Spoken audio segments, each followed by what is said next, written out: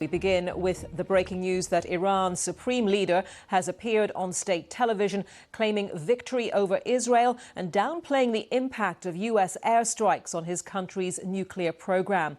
It's the first time Ayatollah Ali Khamenei has appeared in public since the ceasefire halted days of missile and airstrikes between the two countries. And with me here in the studio is Siavash Ardalan from BBC Persian, part of BBC World Service. Siavash, we've heard rhetoric from the United States and from Israel on what's been happening between Israel and Iran. Now more rhetoric from the Supreme Leader of the country. Just to analyse for us what he's been saying.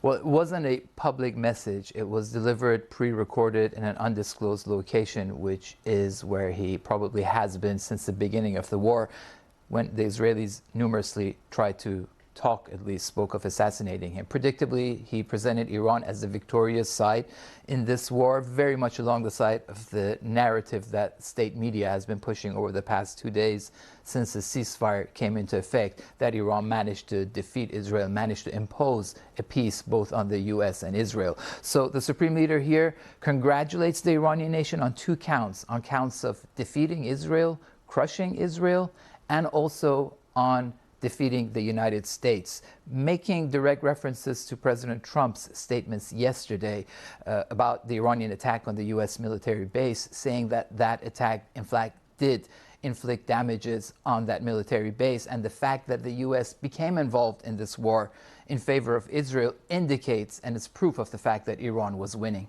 And saying that the U.S. president needed to do showmanship. That was the quote from the Ayatollah. It's going to be interesting to see how the U.S. Defense Secretary responds to these comments in the press conference we're expecting in the next hour.